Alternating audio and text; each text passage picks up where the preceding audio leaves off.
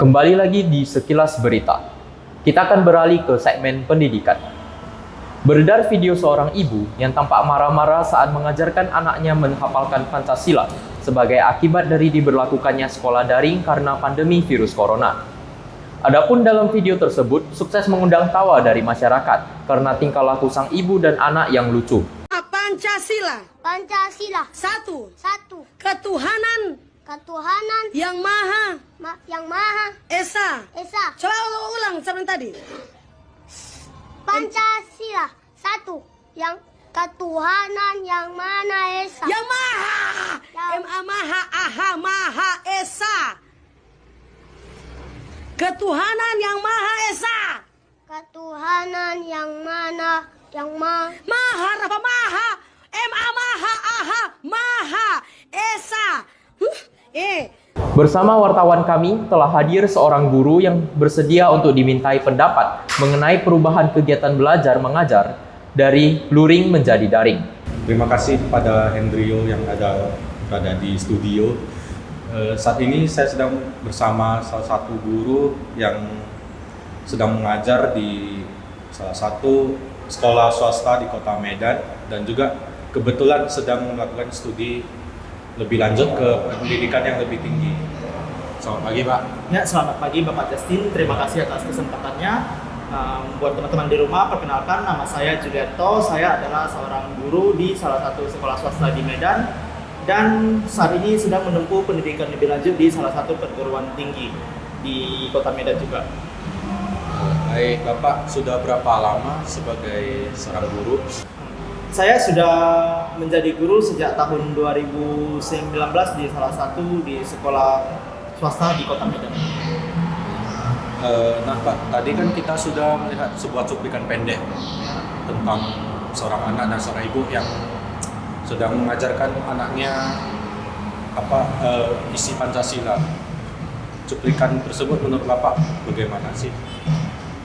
Untuk cuplikan tersebut ya, kalau menurut saya pribadi, mungkin menurut sebagian besar masyarakat kita di Indonesia itu adalah sebuah video yang cukup menghibur ya, atau bisa dibilang cukup lucu.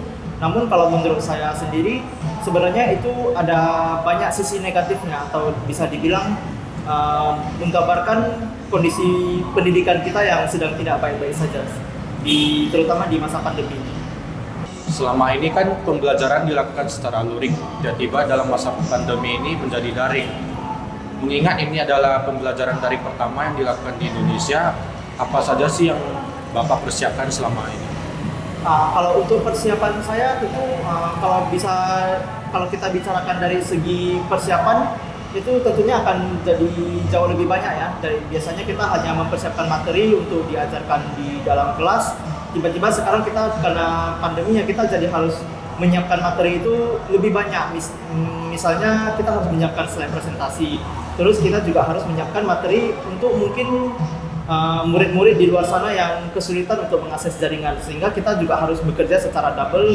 Terus juga kita harus mempersiapkan jaringan internet. Kita harus memastikan kita dapat menyediakan pembelajaran daring itu secara lancar. Jadi untuk kuota internet dan jaringan itu sudah pasti harus kita persiapkan juga.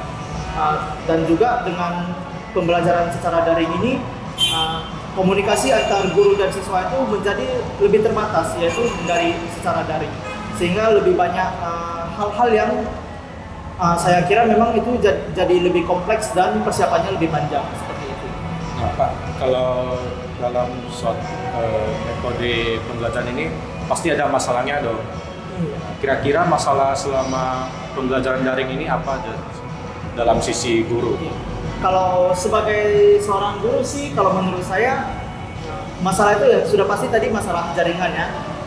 Kalau kebetulan di sekolah saya jaringan internet itu mungkin cukup lancar, tapi mungkin untuk bagi sebagian guru-guru di luar sana, apalagi di daerah-daerah yang 3T ya, daerah tertinggal, terdepan dan terluar, itu kan biasanya banyak dari mereka yang masih mengalami kesulitan untuk mengakses jaringan internet. Bahkan ada beberapa daerah yang listrik aja masih susah seperti itu. Itu masalah yang pertama.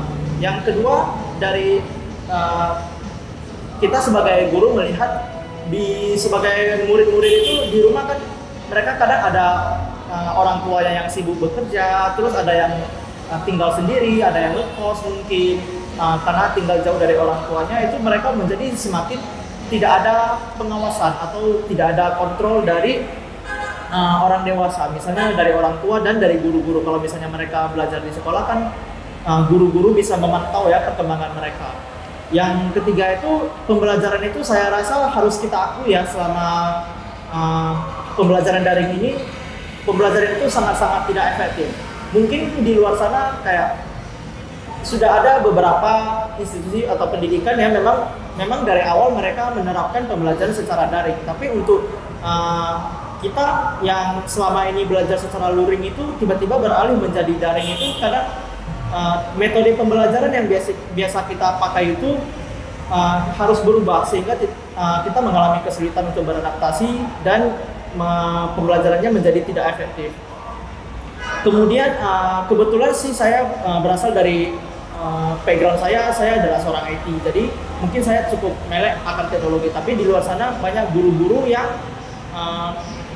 bisa dibilang masih awam dengan kayak memegang laptop, memegang komputer, bagaimana mengoperasikan internet, bagaimana mengoperasikan kayak seperti Zoom atau Google Meet, itu mereka mengalami kesulitan. Sehingga dengan guru-guru yang kesulitan seperti itu, tentu saja pembelajaran juga tidak akan maksimal. Yang kemudian mungkin ini saya bisa membagikan perspektif saya sebagai seorang mahasiswa juga ya. Saya juga mengalami sendiri dan banyak cerita dari teman-teman sekalian. Seorang guru-guru itu atau dosen-dosen di perguruan tinggi, bahkan dari perguruan tinggi besar, itu terkesan tidak peduli. Mereka kayak memiliki kesempatan untuk ya seperti tidak mengajar, karena kan mereka juga berkesempatan ini pembelajaran berbasis daring. Murid-murid seharusnya bisa belajar secara mandiri atau belajar sendiri di rumah. Jadi guru-guru ini terkesan seperti lepas tanggung jawab. Seperti mereka, yang penting mereka sudah menyiapkan materi, ya sudah gitu. Mereka hanya memberikan materi kepada murid-murid atau mahasiswa. Tapi setelah itu mereka tidak menyediakan seperti layanan tatap muka atau seperti Zoom seperti itu. Yang penting bagi mereka sudah ada materi, ya sudah. Ketika zaman pandemi ini juga kadang guru-guru atau kadang murid-murid atau kita sebagai mahasiswa juga kesulitan dalam menghubungi guru-guru atau dosen seperti itu. Dan juga dari sisi sekolah, banyak sekolah yang memang hanya mengejar dari sisi administratif. Administratif itu yang penting seperti yang penting ujian itu sudah dilaksanakan, ya sudah gitu. Mereka tidak mempedulikan gimana capaian pembelajaran yang dicapai oleh siswa-siswa mereka. Terus banyak juga dosen-dosen atau guru-guru yang memberikan tugas sebagai bentuk dari capaian pembelajaran, yang dimana tugas-tugas ini kadang jumlahnya itu menjadi jauh lebih banyak. Seperti kalau misalnya kita tatap muka di dalam kelas itu kan kita bisa langsung mereview atau mengukur kira-kira sejauh mana pemahaman mereka. Sementara ketika online kan memang agak sulit, jadi guru-guru ini hanya memberikan tugas. Ketika mereka bisa mengerjakan tugas dan mengumpulkan tepat waktu, maka mereka akan dianggap sebagai sudah memahami, padahal kan tidak seperti itu kenyataannya. Mungkin di rumah mereka menyuruh orang lain yang mengerjakan, atau mereka mencontek, atau mereka hanya meng-copy paste dari internet, kita juga tidak tahu. Jadi sebagai seorang guru dan sebagai seorang murid itu kita juga agak susah sih ngomong yang begini seperti itu. Memang tidak ada yang bisa disalahkan, tapi juga ini bukan sesuatu yang efektif untuk mencapai pembelajaran itu sendiri. Berarti memang banyak sekali masalahnya ya Pak? Iya, banyak sekali. Nah, untuk solusi untuk mengatasi masalah ini gimana sih Pak? Kalau untuk solusi sih, kita harus, kalau untuk sebagai seorang siswa ya, kita harus balik lagi ke diri masing-masing ya. Kita harus sadar kondisi ini adalah sebuah kondisi yang di luar kemampuan kita. Kita tidak bisa mengatur ini kapan pandemi akan selesai. Jadi kita harus punya kesadaran diri masing-masing. Kalau memang kita peduli dengan masa depan kita, ya kita harus belajar secara mandiri. Kita tidak bisa serta-merta mengharapkan semua pihak itu harus mendukung pembelajaran kita seperti itu. Tapi balik lagi, sebagai seorang siswa, apalagi siswa-siswa sekolah ya tingkat SD, SMP, kan pemikiran mereka kan tentu saja belum dewasa. Kadang mereka belum terlalu memikirkan masa depan, sehingga mereka memanfaatkan kesempatan ini untuk tidak belajar seperti itu. Kalau untuk dari orang tua mungkin bisa lebih aware lagi lah, lebih aware dan lebih peduli tentang kehidupan anaknya itu seperti apa. Mungkin banyak sekali orang tua di luar sana yang mereka lebih sibuk untuk bekerja sehingga tidak bisa mengawasi anak-anak mereka itu belajarnya seperti apa.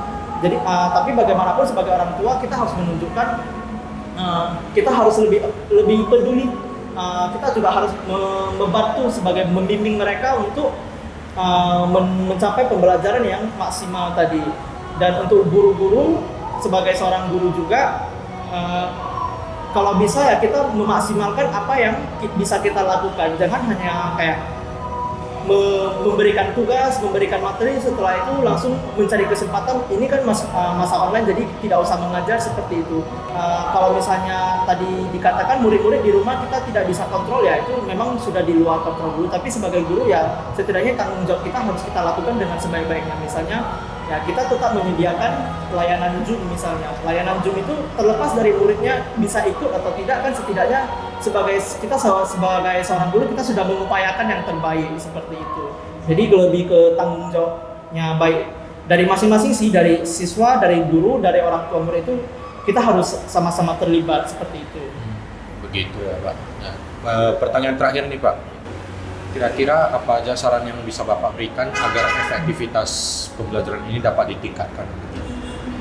Kalau menurut saya sih saran-saran ya hampir mirip ya seperti tadi. Kalau misalnya ya kita sebagai seorang mau dari seorang siswa atau mau jadi orang tua ataupun mau jadi seorang guru ataupun pihak-pihak pemangku kepentingan yang lainnya, kita juga kalau menurut saya sih harus sama-sama terlibat lah.